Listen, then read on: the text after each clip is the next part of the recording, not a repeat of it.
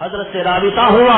عموماً حضرت رکن یمانی اور حجر اسود کے درمیان مطاف کے اندر بیٹھا کرتے ہیں. ایک عالمی شخصیت جس کے بارے میں بہت اونچے فضائل، بہت اونچے مناقب علماء نے بیان کیے ہیں. حضرت کے ایک ہم جماعت تھے. حضرت کا مقام کیا ہے، حضرت کا درجہ کیا ہے، اندازہ لگائیں. فرماتے ہیں کہ حضرت ایک مجلس میں فرمایا مجھے ان چیزوں کے بیان کرنے کی عادت نہیں. حضرت اپنے آپ کو بہت چھپاتے ہیں، ضرورت سے زیادہ چھپاتے ہیں، بلکہ گندا لفظ اگر مجھ جیسا کمینہ استعمال کرے تو بزدلی کی حد تک اتنا اپنے آپ کو فقیر کہتے ہیں.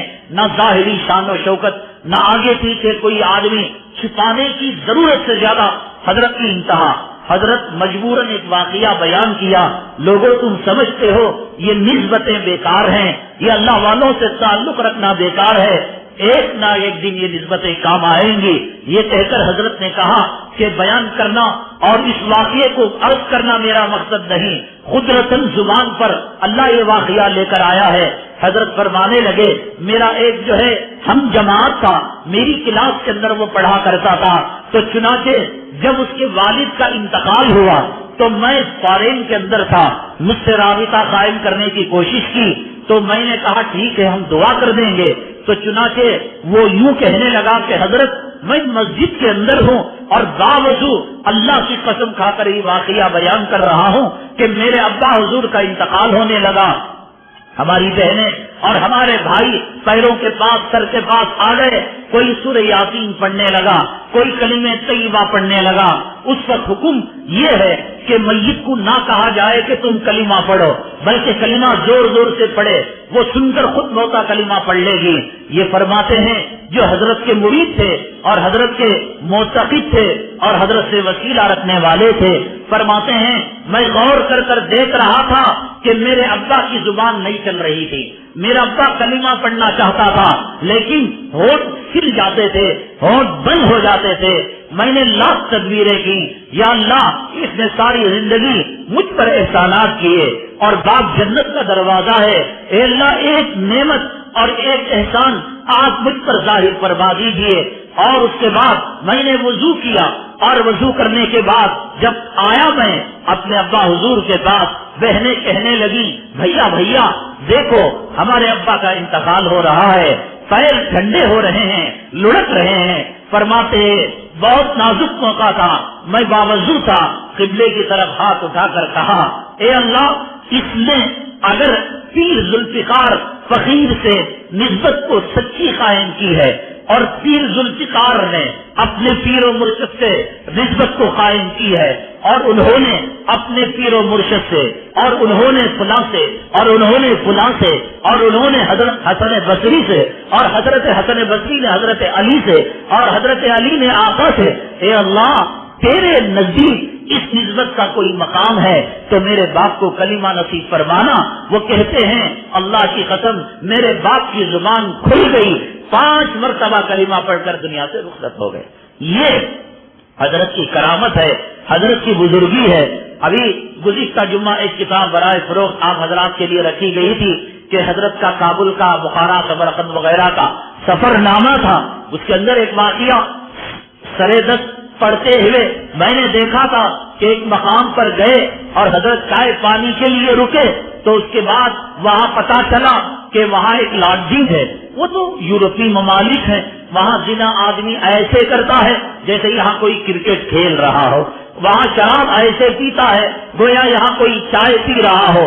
8 نوجوانوں نے 8 رنڈیوں کو بک کیا، 8 کمروں کو بک کیا. شراب کے دور چل چکے تھے. حضرت اقدس پیر و مرشد حضرت مولانا ذوالفقار صاحب دامت برکاتہم العالیہ سفر نامہ پڑھیے. آپ کہتے ہیں کہ اللہ نے میرے دل میں ایک بات ڈالی، مجھے وجد آیا، مجھے حال آیا اور کہا کہ جاؤ ان شرابیوں کو بلا کر لے کر آؤ. آدمی جب گناہ میں رہتا ہے اور شرارت میں رہتا ہے تو اس وقت وہ قرآن کا بھی انکار کر دیتا ہے، وہ حدیث کا بھی انکار کر دیتا ہے. جو باتیں اس وقت یہاں پر بیٹھ کر آپ مجھ سے سن رہے ہیں اور آپ کا دل گواہی دے رہا ہے.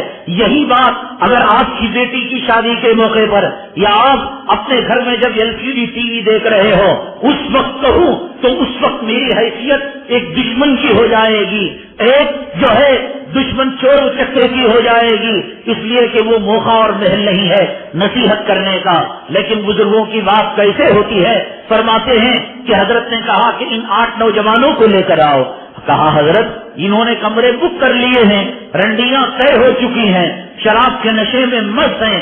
کہا لے کر آؤ, پیش کرنا ہمارا کام ہے اور ہدایت کے فیصلے کرنا اللہ کا کام ہے. انک لا تہدی من احببت ولکن اللہ یہدی من یشاء. ہمیں راستہ بتانا ہے, راستے پر چلانا اللہ کا کام ہے.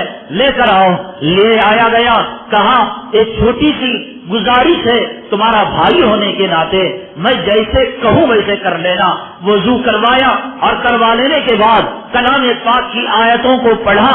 پڑھتے ہی اللہ نے ان کی دل کی حالت کو بدل دیا اور کہا کہ حضرت اپنا ہاتھ دراز کیجیے, ہم آپ کے ہاتھ پر بیعت کرنا چاہتے ہیں, ہم گناہوں سے توبہ کرنا چاہتے ہیں. آپ کے شاگرد اور رفقائے سفر کہتے ہیں یہ حضرت کی زندہ کرامت تھی کہ شراب کی نشے میں مست اور زنا کی خواہش میں جو چور چور تھے, حضرت کے چند کلمات کے صدقے کے اندر انہوں نے جو ہے زنا سے توبہ کر لیا اور ہمیشہ ہمیشہ کے لیے شراب کی لت سے توبہ کر لیے اور حضرت سے تا حیات یہ لوگ جڑے رہے.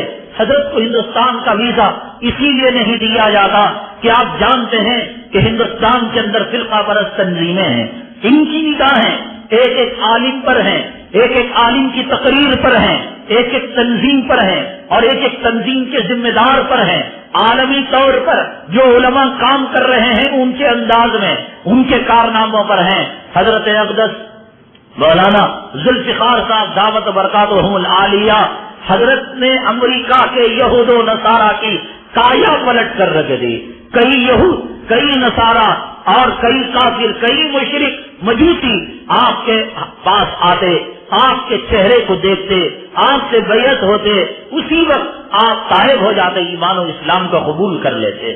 تو ہندوستان کی فرقہ پرست تنظیموں کو ڈر ہے کہ یہاں کہیں ایک بھون چال نہ آ جائے, ایک مذہبی تبدیلی اور انقلاب نہ بپا ہو جائے. حضرت نے براہ دبئی ہندوستان کے ویزے کی کوشش کی, ساؤتھ افریقہ سے کوشش کی, مکہ المکرمہ سے, سعودی عربیہ سے کوشش کی. اتنے عیار اور مکار ہیں, حضرت کا نام ان کے دل و دماغ کے اندر اتنا خوف بن کر چھایا ہوا ہے کہ کسی ملک سے بھی یہاں آنے نہیں دیتے. بہرحال یہ حضرت کی توجہات کا نتیجہ ہے. حضرت کو جو دیکھتا ہے دیکھتا رہ جاتا ہے. بہرحال عموماً حضرت رکن یمانی اور حجر اسود کے درمیان بیٹھتے ہیں.